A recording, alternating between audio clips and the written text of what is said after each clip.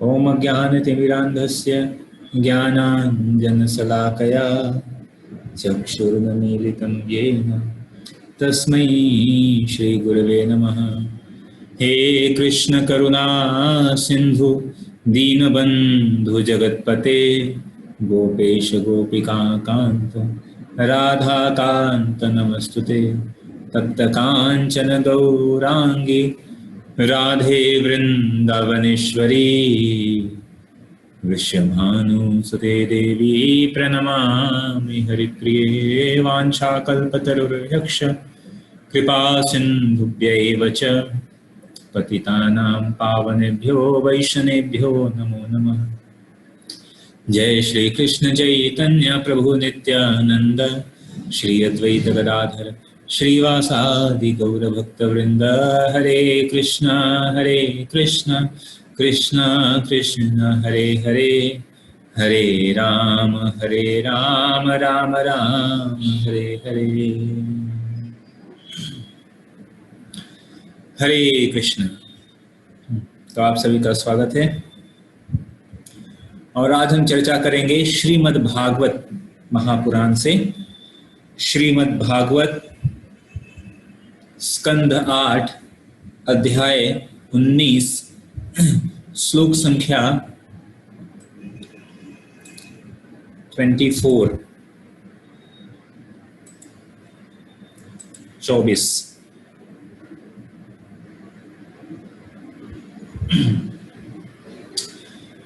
यदृक्षयोपपन्नेन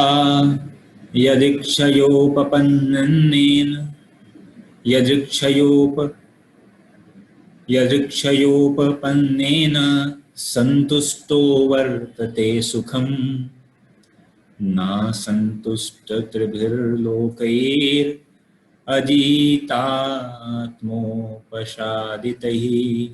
यदृक्षयोपपन्नेन संतुष्टो वर्तते सुखम नासन्तुष्टत्रिभिर्लोकैरजितात्मोपशादितैः। यदृक्षयोपपन्नेन संतुष्टो वर्तते सुखम नासन्तुष्टत्रिभिर्लोकैरजितात्मोपशादितैः। इसका अनुवाद इस प्रकार है। हमें जो भी कुछ हमारे पूर्व भाग्य के कारण प्राप्त होता है उससे हमें संतुष्ट होना चाहिए, क्योंकि असंतुष्टि से कभी भी किसी भी प्रकार का आनंद प्राप्त नहीं हो सकता है। एक व्यक्ति जो कि स्वयं नियंत्रित आत्म संयमी नहीं है, अगर उसे इस तीनों लोकों का भी धन संपत्ति मिल जाए फिर भी वह कभी भी प्रसन्न नहीं हो सकता। हरे कृष्ण। तो यह आज का जो चर्चा हम कर रहे हैं वह संतुष्टि के ऊपर है। संतुष्टि, सेटिस्फैक्शन। आप सबने सुना होगा संतोषम परमम सुखम। संतोष जो है सबसे बड़ा सुख।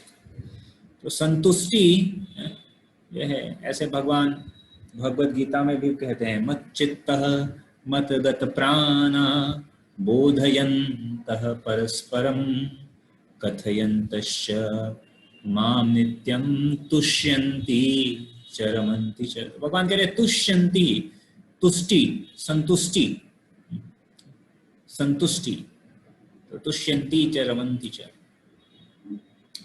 तो प्रश्न यह है कि यह संतुष्टि कैसे प्राप्त हो सकती है, और अगर संतुष्टि प्राप्त न हो तो समस्या क्या होती है, किस प्रकार की समस्या होती है।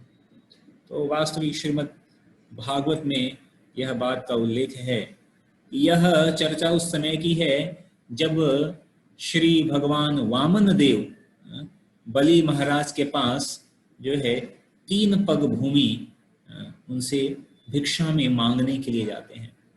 तो जो बलि महाराज देखते हैं ऐसे बहुत ही सुंदर, भगवान बहुत ही सुंदर थे और वामन रूप में थे, तो उनको देखते ही बलि महाराज बहुत प्रसन्न हो जाते हैं और उनकी बहुत ही आव भगत करते हैं, उनकी पूजा करते हैं और उनसे कहते हैं कि आप जो है जो भी आप चाहें आप मुझसे मांग सकते हैं।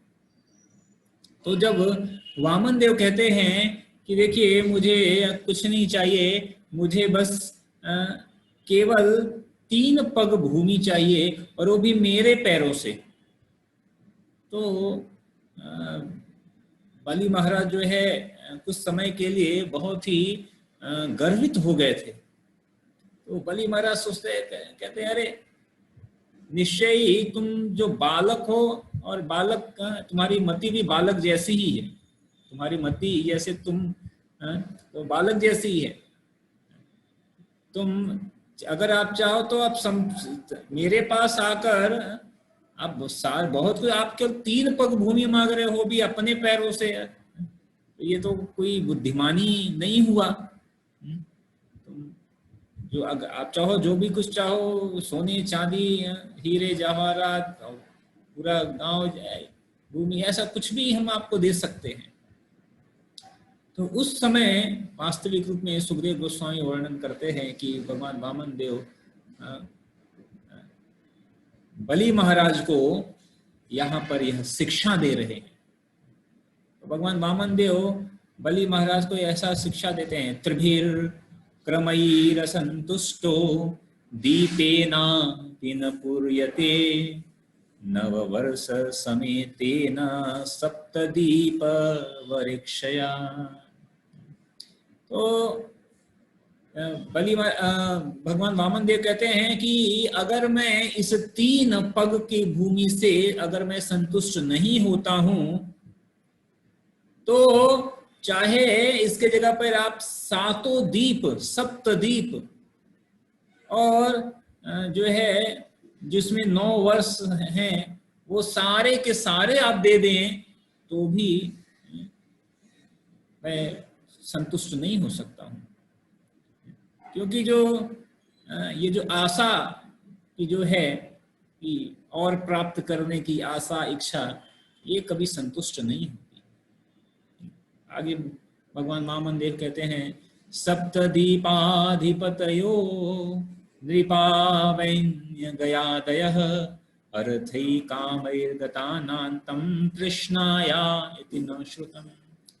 भगवान वामन देव कहते हैं कि हमने सुना है, अनेकों राजाओं की कहानियां सुनी हैं। कौन कौन से राजा के कर रहे हैं कि बहुत बड़े बड़े शक्तिशाली राजा थे, महाराज पृथु, महाराज गया, जो कि 7 द्वीपों के शासक थे और अनेकों उनकी महत्वाकांक्षाएं थी, लेकिन फिर भी संतुष्टि उनको नहीं, संतुष्टि नहीं थी। तो और बिना संतुष्टि के जो है कोई सुख भी प्राप्त नहीं होता है। तो इसीलिए आज के श्लोक में कहा गया, यदक्षयोपपन्नेन संतुष्टो वर्तते सुखम। ये हमें हमारे भाग्य के द्वारा जो मिला है उससे हमें संतुष्ट हो जाना चाहिए। और क्योंकि अगर हम असंतुष्ट रहेंगे तो असंतुष्ट व्यक्ति कभी भी सुख को प्राप्त नहीं कर सकता। जो आत्म संयमी है तो अगर तो तब तो वो प्रसन्न रहेगा, लेकिन अगर आत्म संयमी नहीं है और वह हमेशा असंतुष्ट रहेगा तो तीनों लोकों का भी अगर उसको धन मिल जाए तब भी वह संतुष्ट कभी हो नहीं सकता है। तो ऐसा पाठ जो है भगवान वामन देव बलि महाराज को पढ़ा रहे हैं। तो ये शिक्षा है संतुष्टि की शिक्षा, किस तरह जो है संतुष्ट बने। वास्तविक रूप में हम देखा जाए तो यह सबके सभी के जीवन में यह बात बहुत ही महत्वपूर्ण है। और हर जो व्यक्ति है कहते हैं कि विशेष रूप से ऐसी कुछ चीजें हैं जिससे व्यक्ति कभी संतुष्ट नहीं होता है, और उसमें से जो है एक है धन। धन जितना भी मिल जाए कोई व्यक्ति संतुष्ट नहीं होता है। दूसरा है भोजन। भोजन जितना भी मिल जाए हम एक बार भोजन खाएंगे और उसके बाद फिर दूसरी बार फिर से हमें चाहिए। तो कितना भी भोजन मिलता जाए भोजन से भी संतुष्ट, कभी ऐसा नहीं हुआ कि अब भोजन नहीं चाहिए। तो धन, भोजन, और एक है मैथुन क्रिया। तो कोई कितना भी जो है इंद्रिय तृप्ति मैथुन करता रहे लेकिन कभी भी संतुष्टि नहीं होती। और एक है जीवन। इस जीवन से कोई संतुष्ट नहीं होता है। कोई ये नहीं कहेगा कि बस हो गया अभी। यहां तक कि मरते हुए व्यक्ति से भी अगर आप पूछो तो भी वह जीना चाहता है। तो इन चार चीजों से कोई व्यक्ति संतुष्ट नहीं होता है। उसे और चाहिए, और लालसा उसको ये रहती ही है कि और जीवित रहूं, और खाऊं, ठीक है, और जो है धन प्राप्त करूं। ये ऐसी लालसा हमेशा बढ़ती ही जाती है। तो वास्तविक रूप में भौतिक जगत में जो जिनका उद्देश्य केवल आहार, निद्रा, भय, मैथुनम, केवल इतना है, ऐसे व्यक्ति किसी भी तरीके से कुछ भी प्राप्त कर लें, कितना भी धन प्राप्त कर लें, कोई भी व्यक्ति प्राप्त कर लें, अपने पसंद का व्यक्ति प्राप्त कर लें, कितना भी धन प्राप्त कर लें, लेकिन कभी संतुष्ट नहीं हो पाते हैं। और उनकी अंधाधुंध दौड़ चलती ही रहती है। जीवन खत्म होने को आता है लेकिन संतुष्टि कभी नहीं आती। और जब तक संतुष्टि नहीं है तब तक वास्तविक सुख की प्राप्ति संभव ही नहीं है। वास्तविक सुख की प्राप्ति तब तक संभव नहीं है जब तक कि संतुष्टि ना आए। तो इसीलिए वास्तविक रूप में इस भौतिक जगत में कोई भी सुखी नहीं है, और उसका कारण है कि हर व्यक्ति असंतुष्ट है अपनी इच्छाओं के कारण। केवल भक्त ही ऐसा है जो कि संतुष्ट है। जो भक्त हैं, only the pure devotees can be satisfied. केवल भक्त ही जो है वह पूर्ण रूप से संतुष्ट हो सकते हैं। और इसकी शिक्षा ये भगवान वामन देव बलि महाराज को दे रहे हैं। और अभी पहले शिक्षा दे रहे हैं, क्योंकि अभी शिक्षा दे, जैसे कई बार होता है कि एक हॉस्पिटल में कोई पेशेंट जाता है तो सबसे पहले उसको जो है बेहोश करने के लिए कुछ दवा दिया जाता है, या कोई अंग पे ऑपरेशन करना है तो वहां पर कुछ एनेस्थीसिया दिया जाता है, ऐसा कुछ, जिससे कि उसको दर्द ना हो, या और उसके बाद ऑपरेशन करना होता है। तो यहाँ भगवान वामन देव पहले बलि महाराज को एक तरह से एनेस्थीसिया दे रहे हैं, इंस्ट्रक्शन रूपी, निर्देश रूपी। क्यों? क्योंकि अभी इसके बाद, यह शिक्षा देने के बाद भगवान वामन देव बलि महाराज से सर्वस्व सब कुछ हर लेने वाले हैं, सब कुछ ले लेने वाले हैं। लेकिन साथ ही साथ हमें यह देखना पड़ेगा कि जैसे बलि महाराज ने जिस प्रकार उस निर्देश को लिया, उस ज्ञान को लिया, और न कि लिया केवल कि उसको आत्मसात भी किया और उसके बाद सब कुछ दे भी दिया। ये बहुत ही महत्वपूर्ण है कि किस प्रकार जब बलि महाराज देने जाते हैं तो शुक्राचार्य मना करते हैं कि अरे आप क्यों दे रहे हो, ये तो वेश बदल कर विष्णु आ गए हैं और सब कुछ तुम्हारा छीन कर ले जाएंगे, ये वेश बदल कर आए हैं। तो उस समय बलि महाराज जो है एक बहुत ही सुंदर श्लोक कहते हैं। हाँ, बलि महाराज कहते हैं, श्रीमद् भागवत के 8वें स्कंद में है, यद्यासि लोकेस्मिन् संपरेतं धनादिकं तस्य त्यागे निमित्तं की विप्रस्तुष्यन् तेन चेत। तो उसमें बलि महाराज कहते हैं कि वास्तविक रूप में ये जितने भी भौतिक संपत्ति है, ये सारी संपत्ति एक न एक दिन तो इस जीवन के साथ चला ही जाना है, क्योंकि ये जीवन तो शाश्वत नहीं है। तो आज नहीं तो कल यह जीवन तो जाएगा, और इस मृत्यु के साथ साथ यह जितना भी धन संपत्ति है आज या तो कल कभी ना कभी तो चला ही जाएगा। और अभी मेरे सामने साक्षात, अगर आप कह रहे हैं कि ये साक्षात विष्णु हैं, तो ये अगर साक्षात भगवान मेरे सामने उपस्थित हो गए हैं, वो भी ब्राह्मण रूप में उपस्थित हुए हैं, तो मृत्यु के साथ जो एक दिन चला ही जाने वाला है, अगर वह किसी ब्राह्मण को संतुष्ट करके अगर मैं उसको दे दूं, अगर मैं दे दूं उससे, अगर ब्राह्मण संतुष्ट हो जाए और उससे अगर ये चला जाए, तो इससे अच्छी कौन सी बड़ी बात, इससे अच्छी कौन सी बात है।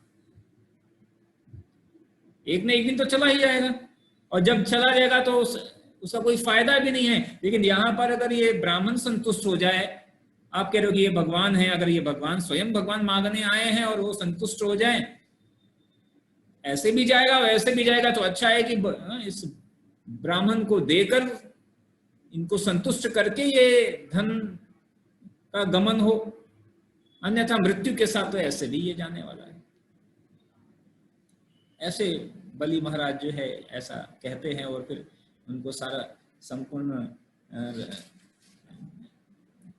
वो 3 पग मापने के लिए कहते हैं, और भगवान तो उस 3 पग में संपूर्ण सृष्टि नाप लेते हैं।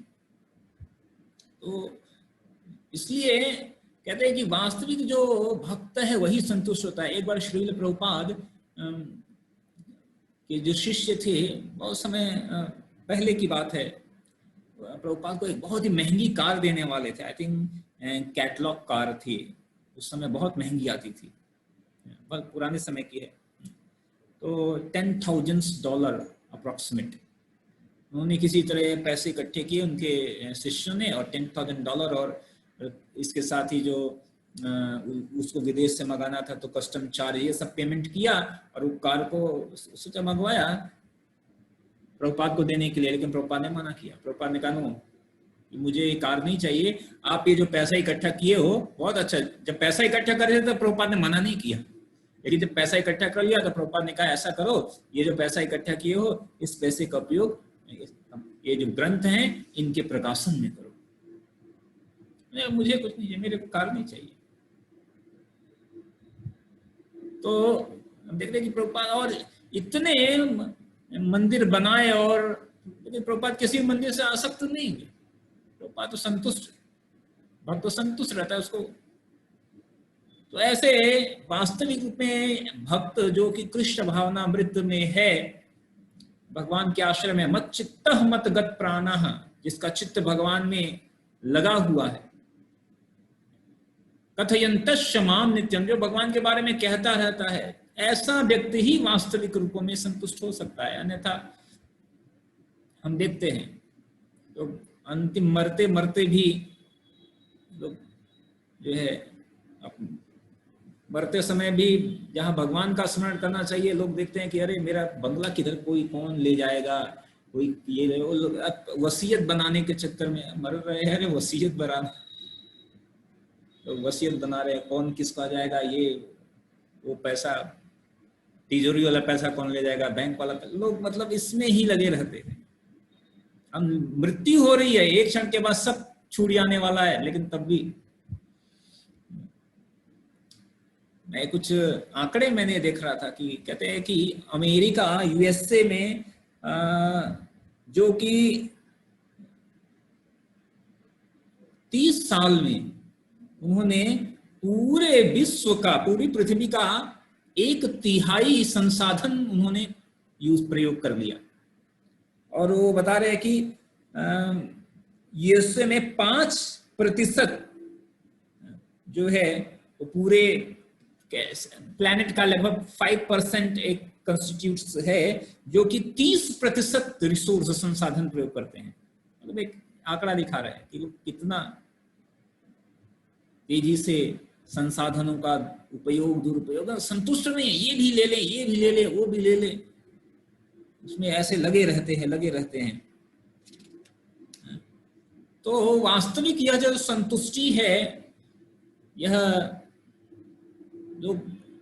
अंदर है, लेकिन लोग उसको बाहर खोज रहे हैं, कई बार उनको पता नहीं रहता है। तो एक बार जैसे एक स्टोरी बताते हैं कि एक बार जो है एक व्यक्ति एक डॉक्टर के पास जाता है, और वह डॉक्टर के पास जाता है और कहता है, डॉक्टर साहब जो है, जब भी मैं अपने शरीर के किसी हिस्से को स्पर्श करता हूं तो मुझे बहुत ही दर्द होता है,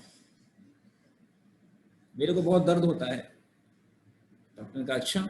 डॉक्टर चेकअप करने लगा, पूरे दिन डॉक्टर ने चेकअप किया, हर जगह चेकअप कर, शरीर के हर एक हिस्से में, और पूरे कभी कहता है, डॉक्टर साहब मैं जब हाथ टच करता हूँ तो हाथ में दर्द होता है। तो डॉक्टर ने हाथ चेक किया, तो डॉक्टर साहब जब मैं पैर टच करता हूँ तो पैर में दर्द, ऐसे लगता है कि पैर में टच करता हूँ तो पैर उस समय भी दर्द होता है। तो पैर में कोई समस्या नहीं है। डॉक्टर साहब जब मैं सर टच करता हूँ तो उस समय भी दर्द होता है। तो पूरा ऊपर नीचे लेफ्ट राइट पूरा शरीर टच डॉक्टर ने चेकअप कर लिया, और डॉक्टर परेशान कि अब क्या है, दर्द कहाँ हो रहा है। तो फिर बाद में उसने देखा कि वास्तविक रूप में उसके जो हाथ से वहां पर ही एक छोटा सा कांटा चुभा हुआ था, उंगली में ही, वो दर्द उसके उंगली में था। तो उंगली जहां भी टच करता था वहां पे दर्द होता था। तो दर्द तो उंगली में था, बाकी शरीर में दर्द नहीं था। तब उसी उंगली से चाहे हाथ टच करे तो भी दर्द हो रहा है, लेकिन उसको एग्जैक्टली पता नहीं चला है कि दर्द उंगली में है। उसको लग रहा है कि शरीर के हिस्से में कहीं दर्द हो रहा है। कई बार ऐसा होता है, आपको पता नहीं चलता कि दर्द किधर है। ठीक है, ऐसा कई बार होता है कि सिचुएशन कि पता नहीं चलता है कि दर्द किधर है। तो दर्द कहीं है कहीं और तलाश कहीं और रहे हैं। उसी तरह संतुष्टि है कहीं और अंदर है, लेकिन हम तलाश कर रहे हैं बाहर, किसी व्यक्ति, किसी वस्तु, किसी स्थिति, किसी परिस्थिति, सिचुएशंस, थिंग्स, पर्सन्स, इन सब में हम खोज रहे हैं और खोजते खोजते रहते हैं। हमें लगता है क्या अब मिल जाएगा, अब मिल जाएगा। ठीक है, मैकडोनाल्ड में जाएंगे और वहां पर पिज्जा खाएंगे तो संतुष्टि मिल जाएगी। फिर किसी को लगता है कि नहीं हम चाउमीन खाएंगे, तो फिर किसी को लगता है कार से घूमेंगे तो संतुष्टि मिलेगी, तो किसी को लगता है कि हम कुछ गेम खेलेंगे तो संतुष्टि मिलेगी। तो मतलब बाह्य स्थिति में कुछ भी हो, कोई लगता है पैसा ढेर सारा इकट्ठा कर लेंगे तो संतुष्टि मिलेगी, कोई कहता है नया आईफोन खरीद लेंगे तो संतुष्टि मिल जाएगी। बट आफ्टर दैट कुछ समय के बाद सब पुराना हो जाता है, ये लगता है अभी नया मॉडल, नया चीज। ये संतुष्टि ऐसे कभी समाप्त नहीं होती है और बढ़ती ही जाती है। तो इस संतुष्टि के बारे में जो है सुखदेव गोस्वामी एक श्रीमद् भागवतम में आई थिंक 9वें स्कंद में एक कथा आती है। सुखदेव गोस्वामी बताते हैं कथा, और कथा बताते हैं कि रंती देव का कथा बताते हैं। जो रंती देव थे वो एक बहुत ही महान व्यक्ति थे, और इतने महान थे कि वो हमेशा संतुष्ट रहते थे। उनके पास कुछ न होते हुए भी वो बहुत संतुष्ट रहते थे। एक समय की बात है कि रंती देव की स्थिति ऐसी हो गई कि 48 days, we can't actually imagine, हम तो मतलब हमारे लिए बस कहना है, उसको अनुभव करना मुश्किल है। 48 दिन तक उनको कुछ भी खाने को नहीं मिला। 48 दिन, 48 डेज, 48 दिन तक वो फास्टिंग करते रहे, वो और उनका परिवार। और 48 दिन के बाद किसी तरह उनको थोड़ा सा राशन मिला, भोजन मिला, और उन्होंने उस भोजन को अच्छी तरह से पकाया उनके घर में। और फिर 48 दिन हो गए थे, भोजन पकाया, पकाने के बाद पहले भगवान को ऑफर किया, और भगवान वो भोग लगाने के बाद फिर सामने रखा और अब सब प्रार्थना करने लगे, महाप्रसादे गोविंदे नाम ब्राह्मणे वैष्णवे है। और उसके बाद अब उसको जैसे ही सोचा कि अब ले भोजन ग्रहण करें कि तभी उनके दरवाजे पर एक ब्राह्मण आ गया। और ब्राह्मण आ गया तो अतिथि आ गए। तो रंती देव के हिस्से में, उनके थाली में जो भोजन आया था, उन्होंने अपना हिस्से का भोजन उस ब्राह्मण को दे दिया। ब्राह्मण वो भोजन खाया, भोजन खाने के बाद वो वहां से चला गया। और तो फिर क्या हुआ कि उनके घर के जो और संबंधी थे, उन्होंने क्या किया कि अपने सभी संबंधी अपने अपने हिस्से में से थोड़ा थोड़ा निकालकर फिर से दिया। जैसे ही भोजन लेने के लिए आगे बढ़े तो फिर घर एक व्यक्ति आ गया, एक शूद्र आ गया। तो रंती देव ने फिर से वो हिस्सा उसको दे दिया। और वो खाके जैसे गया वैसे ही उसके पीछे एक और व्यक्ति आ गया, एक चांडाल आ गया उसके साथ। और अकेले नहीं है, उसके साथ उसके कुत्ते भी थे। और आके कह रहा है कि देखो, मैं और मेरे कुत्ते बहुत दिन से भूखे हैं, तो कृपया करके इनके लिए भोजन का कुछ प्रबंध करिए। तो रंती देव ने बाकी के अपने सारे परिवार के हिस्से का सारा भोजन दिया और उसको दे दिया और कुत्तों को दे दिया। वो सब खाए और खा के चले गए। क्योंकि रंती देव देखते थे कि हर व्यक्ति में देखते थे भगवान का ही साक्षात्कार करते थे। अब उनके पास 48 दिन के बाद कुछ मिला था, वो सब दे दिया। अब उनके पास सिर्फ एक ही चीज बची थी और वो था जल। उन्होंने कहा कि कोई बात नहीं, ऐसा करते हैं, इसे जल का पान कर लेते हैं। ठीक है। लेकिन जैसे ही वो जल पानी पीने के लिए आगे बढ़े तो वैसे ही एक और व्यक्ति आ गया। उसने कहा कि मैं बहुत ही प्यासा हूं और मैं बहुत दिन से प्यासा हूं। तो उन्होंने कहा कि ठीक है, आप मुझसे अधिक समय से प्यासे हैं, इसलिए ये जल भी आप ले लीजिए। और वो पानी भी उनको दे दिया। तो हम ऐसा कहानी सुनते तो हमें लगता है हाँ ऐसा कुछ शायद हुआ भी होगा या नहीं हुआ होगा ये बस लिखा हुआ है सुनने में। लेकिन this is a reality. Shrimad Bhagavat के पृष्ठों पे जो लिखा है वो कोई काल्पनिक नहीं है। उन्होंने वो जल भी दे दिया और वो जल पीने के बाद वो चला गया। और अब मृत प्राय ही होने वाले थे। उस समय रंती देव की मन स्थिति क्या थी? रंती देव क्या कह रहे हैं? न कामये हम गतिमीश्वरात् पराम अष्टार्ध युक्ताम अपूर्णव भवम वा आर्तिम प्रपद्ये अखिल देह भाजम अंतस्थितो ये न भवन्त्य दुःखा। रंतीदेव क्या कह रहे हैं? रंतीदेव कह रहे हैं कि हे भगवान, मैं आपसे अष्ट सिद्धि नहीं चाहता हूं। मतलब अष्ट सिद्धि नवनिधि, 8 सिद्धि पर कुछ भी कर सकने की शक्ति या मुक्ति, ये सब मैं कुछ नहीं चाहता हूं। और न ही मैं आपसे इस जन्म मृत्यु के बंधन से मुक्त होने के लिए आपसे प्रार्थना, नहीं, ये भी नहीं चाहता मैं। हम कहते भगवान ये दुखों से मुक्ति दे दो। रंतीदेव करे नहीं, मुझे आप अष्ट सिद्धि नहीं चाहिए, मुझे इन जन्म मृत्यु के चक्कर से छूटने नहीं, ये भी मैं आपसे मैं ये नहीं मांगना चाहता हूं।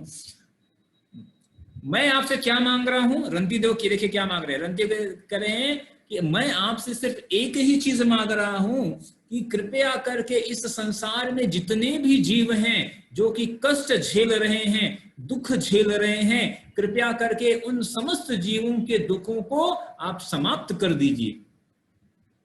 यहां तक कि उनके कष्ट आप मेरे को दे दीजिए और उनको कष्ट मुक्त कर दो।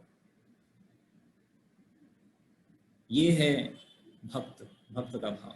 प्रभुपाद कहते हैं कि वास्तविक रूप में ये जो रंती देव हैं, यही आगे चलकर श्री चैतन्य चरितामृत में वासुदेव दत्त बन के आते हैं।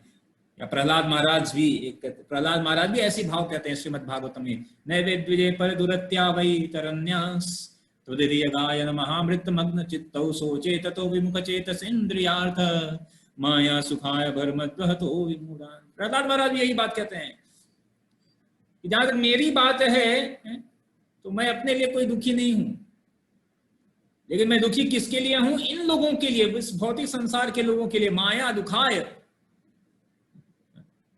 ये माया के चंगुल में फंसे हुए मूर्ख बदे हुए और सोच रहे हैं कि इसमें बहुत बड़ा सुख है, बहुत अच्छा है, इसमें फंसे हुए हैं, ऐसे लोगों के लिए मैं बहुत दुखी हूं। तो रंती देवी है ऐसी प्रार्थना कर रहे हैं भगवान से, कब? अंतिम मरने है। फिर उसी समय जो है वहां पर वास्तविक रूप में ये लोग जो रंती देव की परीक्षा के लिए आए थे, ब्रह्मा जी, शिव जी, ये वेश बदल कर आए थे, वो प्रकट होते हैं और रंती देव को आशीर्वाद देते हैं। तो कहते हैं वास्तविक रूप में केवल वही व्यक्ति, रंती देव जो भगवान के भक्त थे, वही व्यक्ति वास्तविक रूप में संतुष्टि प्राप्त कर सकता है जो कि जो भगवान के आश्रय में हो, और तभी वो संतुष्टि प्राप्त कर सकता है, और ऐसा व्यक्ति ही केवल आनंद प्राप्त कर सकता है। अन्यथा लोग दौड़ते रह जाएंगे जीवन भर, कभी आनंद प्राप्त नहीं होने वाला है। इच्छाएं कभी समाप्त होने वाली नहीं है, और आनंद इसलिए भी प्राप्त नहीं होने वाला है क्योंकि आनंद के स्रोत तो भगवान है। ब्रज में आनंद भयो जय कन्हैया लाल की। तो ब्रज में आनंद, आनंद के स्रोत, या आनंद तो भगवान का नाम है, आनंद के स्रोत तो भगवान है, और आनंद के स्रोत के साथ जब हम संबंध नहीं रखेंगे तो फिर आनंद में कभी नहीं रह सकते, संतुष्टि कभी नहीं रह सकती है। तो वास्तविक रूप में अगर हमें संतुष्टि चाहिए, तुष्यंती च रमंती च, रमंती मतलब आनंद और तुष्यंती मतलब संतुष्टि। संतुष्टि और रमंती यानी संतुष्टि और आनंद ये तभी प्राप्त होगा जब हम भगवान के आश्रय में आए, उनको समझे और उनके अनुसार हम कार्य करें, तभी वास्तविक संतुष्टि प्राप्त होगी। फिर चाहे अब देखिए ऐसे ये कहना बहुत आसान, लेकिन इसको अनुभव साक्षात्कार करना पड़ेगा कि न होते जब रंती देवी के में कुछ नहीं था, दुख ऐसे खाने के कारण, न खाने के कारण दुख भी है, शरीर कष्ट हो रहा है, लेकिन अंदर से संतुष्टि, आनंद, प्रफुल्लित है। तो वास्तविक रूप में ये जो भगवान के आश्रय में आने के बाद वास्तविक रूप में तुष्यंती रमंती तभी संभव। तो इसलिए जो है हमें यह शिक्षा, वामन देव जी हमें, या बलि महाराज को यह शिक्षा दे रहे हैं, वास्तविक रूप में हमें यह शिक्षा दे रहे हैं। ठीक है, हरे कृष्ण। किसी का कोई प्रश्न है तो ले सकते हैं।